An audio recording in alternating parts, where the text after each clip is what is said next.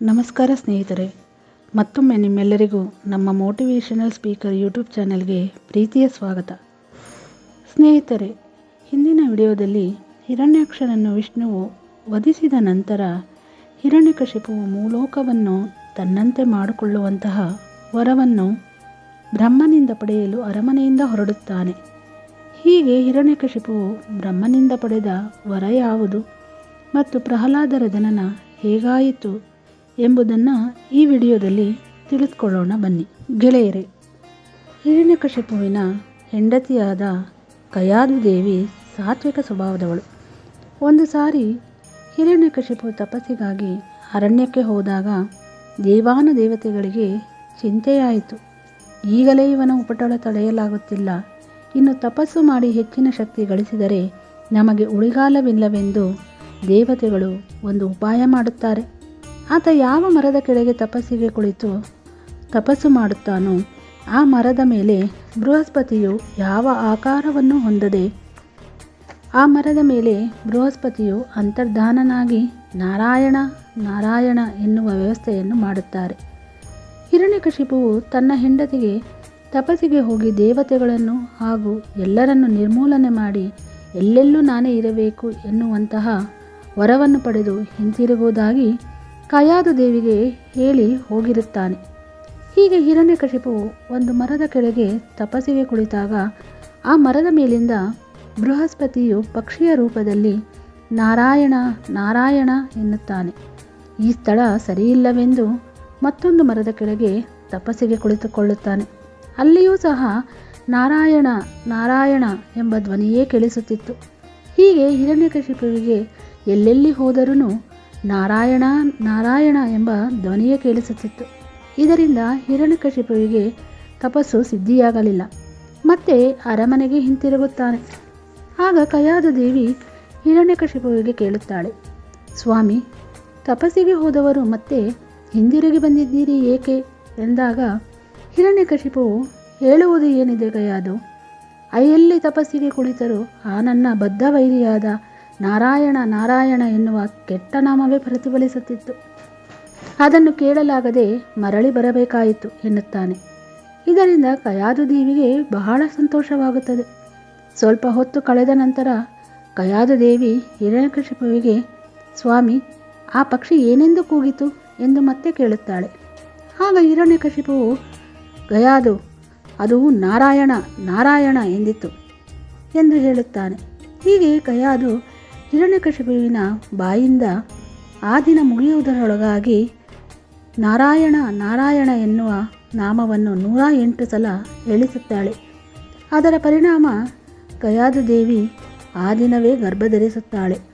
ಹೀಗೆ ಪುನಃ ಹಿರಣ್ಯಕಶಿಪುವು ತಪಸ್ಸಿಗೆ ಹೊರಟು ಹೋಗುತ್ತಾನೆ. ಇದೇ ಸಂದರ್ಭವನ್ನು ಬಳಸಿಕೊಂಡ ಇಂದ್ರದೇವನು ಆ ಮಹಾತಾಯಿ ಕಯಾದುವನ್ನು ದೇವಲೋಕಕ್ಕೆ ಕರೆದುಕೊಂಡು ಹೋಗುತ್ತಾನೆ. ಇದರಿಂದ ದೇವತೆಗಳೆಲ್ಲ ಹೆದರಿ ಆ ಮಹಾತಾಯಿ ಕಯಾದುವನ್ನು ಮರಳಿ ಕಳಿಸುವಂತೆ ಇಂದ್ರದೇವನಿಗೆ ಹೇಳುತ್ತಾರೆ. ಆಗ ದಾರಿ ಮಧ್ಯದಲ್ಲಿ ನಾರದರು ಅನೇಕ ಕಥೆಗಳನ್ನು ಹೇಳುತ್ತಾ ನಾರಾಯಣ ನಾರಾಯಣ ಎಂಬ ನಾಮವನ್ನು ಹೇಳುತ್ತಿರುವಾಗ ಕಯಾದು ದೇವಿಗೆ ರಥದಲ್ಲೇ ನಿದ್ದೆ ಬರುತ್ತದೆ. ಆಗ ಗರ್ಭದಲ್ಲಿರುವ ಮಗು ನಾರಾಯಣ ನಾರಾಯಣ ಎನ್ನುತ್ತಿತ್ತು. ಆಗ ನಾರದರಿಗೆ ಪರಮಾಶ್ಚರ್ಯವಾಗುತ್ತದೆ ಮತ್ತು ರಥದಲ್ಲಿ ಹೋಗಿ ಅವಳನ್ನು ಅರಮನೆಗೆ ಬಿಟ್ಟು ಬರುತ್ತಾರೆ. ಆ ಗರ್ಭದಿಂದ ಹೊರಬಂದ ಮಗುವೇ ಪ್ರಹ್ಲಾದ. ರಾಕ್ಷಸ ಪುತ್ರನಾದರೂ ದೇವತೆಗಳಿಗೆ ದೇವತೆಯಾದ ಪ್ರಹ್ಲಾದ. ಅದು ಕಯಾದು ದೇವಿಯ ತಪಸ್ಸಿಗೆ ಇದ್ದಂತಹ ಶಕ್ತಿ. ಹಿರಣ್ಯಕಶಿಪುವು ಉಗ್ರ ತಪಸ್ಸನ್ನು ಮಾಡಲು ಮಂದಾರ ಜಲಪರ್ವತಕ್ಕೆ ಹೋದಾಗ ರಾಕ್ಷಸರನ್ನು ನಿರ್ಮೂಲನೆ ಮಾಡಲು ಪ್ರಯತ್ನಿಸುತ್ತಾರೆ ದೇವತೆಗಳು. ದೇವತೆಗಳ ಉಗ್ರ ಹೋರಾಟವನ್ನು ಎದುರಿಸಲಾಗದೆ ರಾಕ್ಷಸರು ದಿಕ್ಕಾಪಾಲಾಗಿ ಓಡುತ್ತಾರೆ. ಜಯಶಾಲಿಗಳಾದ ದೇವತೆಗಳು ಹಿರಣ್ಯಕಶಿಪುವಿನ ಅರಮನೆಯನ್ನು ಲೂಟಿ ಮಾಡಿ ರಾಣಿ ಕಯಾದುವನ್ನು ಬಂಧಿಸುತ್ತಾರೆ. ಆಕೆಯ ಗರ್ಭದಲ್ಲಿ ಆ ದೈತ್ಯ ರಾಕ್ಷಸನ ಸಂತಾನವು ಬೆಳೆಯುತ್ತಿರುವುದರಿಂದ ಪ್ರಸೂತಿಯ ನಂತರ ಆ ವೈರಿ ಶೇಷವನ್ನು ನಿರ್ಮೂಲನೆ ಮಾಡುವುದು ಅವರ ಯೋಜನೆಯಾಗಿತ್ತು. ಆದರೆ ನಾರದರು ದೇವೇಂದ್ರನಿಗೆ ಬುದ್ಧಿ ಹೇಳಿ ಅವಳನ್ನು ಕರೆದುಕೊಂಡು ಬಂದು ತಮ್ಮ ಆಶ್ರಮದಲ್ಲಿ ಇರಿಸಿಕೊಳ್ಳುತ್ತಾರೆ. ತನ್ನ ಪತಿಯು ತಪಸ್ಸಿನಿಂದ ಹಿಂತಿರುಗಿದ ಮೇಲೆಯೇ ತಾನು ಪ್ರಸವಿಸಬೇಕೆಂದು ಕಯಾದು ದೇವಿ ಬಯಸುತ್ತಾಳೆ. ಆದ್ದರಿಂದ ನಾರದ ಮಹರ್ಷಿಗಳ ಆಶ್ರಮದಲ್ಲಿದ್ದು ಪರಮಭಕ್ತಿಯಿಂದ ಅವರ ಸೇವೆ ಮಾಡುತ್ತಾಳೆ. ನಾರದ ಮಹರ್ಷಿಗಳು ಆಶ್ರಮದಲ್ಲಿದ್ದ ಆಕೆಗೂ ಮತ್ತು ಆಕೆಯ ಗರ್ಭದಲ್ಲಿದ್ದ ಮಗುವಿಗೂ ದಿವ್ಯಜ್ಞಾನವನ್ನು ಕುರಿತು ಉಪದೇಶ ಮಾಡುತ್ತಾರೆ. ಹೀಗೆ ಪ್ರಹ್ಲಾದನು ಗರ್ಭದಲ್ಲಿರುವಾಗಲೇ ದಿವ್ಯಜ್ಞಾನವನ್ನು ಪಡೆದು ಪರಮಭಾಗವತರಾಗುತ್ತಾರೆ. ಸ್ನೇಹಿತರೆ, ಹಿರಣ್ಯಕಶಿಪುವಿಗೆ 4 ಜನ ಪುತ್ರರಿದ್ದು ಅದರಲ್ಲಿ ಪ್ರಹ್ಲಾದನು ದೇವೋತ್ತಮ ಪರಮಪುರುಷನಾಗಿದ್ದ ಮತ್ತು ವಿಷ್ಣುವಿನ ಶ್ರೇಷ್ಠ ಭಕ್ತನಾಗಿದ್ದ. ಅಸುರರ ಮನೆತನದಲ್ಲಿ ಜನಿಸಿದರೂ ಕೂಡ ಆತ ಅಸುರನಾಗಿರಲಿಲ್ಲ ಮತ್ತು ವೈಷ್ಣವ ಧರ್ಮವನ್ನು ದ್ವೇಷಿಸುತ್ತಿರಲಿಲ್ಲ. ಬಾಲ್ಯದಿಂದಲೇ ಆತನಿಗೆ ಆಟೋಟಗಳಲ್ಲಿ ಆಸಕ್ತಿ ಇರಲಿಲ್ಲ. ಆತ ಸದಾ ಕೃಷ್ಣ ಪ್ರಜ್ಞೆಯಲ್ಲೇ ಮಗ್ನನಾಗಿರುತ್ತಿದ್ದ. ಯಾವ ಲೌಕಿಕ ಆಸೆಗಳನ್ನು ಇಟ್ಟುಕೊಳ್ಳದೆ ಸದಾ ಭಗವಂತನ ನಾಮ ಜಪತಪಗಳಲ್ಲಿ ಮಗ್ನನಾಗಿರುತ್ತಿದ್ದ. ಶುಕ್ರಾಚಾರ್ಯರು ಹಿರಣ್ಯಕಶಿಪುವಿನ ಪುರೋಹಿತರಾಗಿದ್ದರು. ಅವರ ಮಕ್ಕಳಾದ ಷಂಡ ಮತ್ತು ಅಮರ್ಕರ ಬಳಿ ಪ್ರಹ್ಲಾದರ ವಿದ್ಯಾಭ್ಯಾಸ ಆರಂಭವಾಯಿತು. ಅವರು ಕಲಿಸುತ್ತಿದ್ದ ರಾಜನೀತಿ ಮತ್ತು ಅರ್ಥಶಾಸ್ತ್ರಗಳು ಭೇದ ಮಾರ್ಗಗಳನ್ನು ಬೋಧಿಸುತ್ತಿದ್ದರಿಂದ ಪ್ರಹ್ಲಾದನಿಗೆ ಇಷ್ಟವಾಗುತ್ತಿರಲಿಲ್ಲ. ಇತ್ತ ಹಿರಣ್ಯಕಶಿಪುವು ಅಜೇಯನಾಗಬೇಕೆಂದು ಮತ್ತು ಜನನ ಮರಣಗಳಿಂದ ಅತೀತನಾಗಬೇಕೆಂದು ಬಯಸಿದ.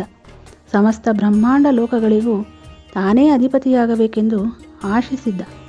ಅದಕ್ಕಾಗಿ ಮಂದಾರ ಪರ್ವತದಲ್ಲಿ ಉಗ್ರ ತಪಸ್ಸನ್ನು ಮಾಡಲು ಪ್ರಾರಂಭಿಸಿರುತ್ತಾನೆ. ಸ್ನೇಹಿತರೆ, ಹಿರಣ್ಯಕಶಿಪುವು ಹೇಗೆ ಬ್ರಹ್ಮನಿಂದ ವರವನ್ನು ಪಡೆಯುತ್ತಾನೆ ಮತ್ತು ಆತನನ್ನು ವಿಷ್ಣುವು ಹೇಗೆ ಸಂಹರಿಸುತ್ತಾರೆ ಎಂಬುದನ್ನು ಮುಂದಿನ ವಿಡಿಯೋದಲ್ಲಿ ತಿಳಿದುಕೊಳ್ಳೋಣ. ಈ ವಿಡಿಯೋ ಇಷ್ಟವಾದಲ್ಲಿ ಲೈಕ್ ಮಾಡಿ, ಶೇರ್ ಮಾಡಿ ಮತ್ತು ಸಬ್ಸ್ಕ್ರೈಬ್ ಮಾಡಿಕೊಳ್ಳಿ. ಅಲ್ಲಿವರೆಗೂ ಧನ್ಯವಾದಗಳು.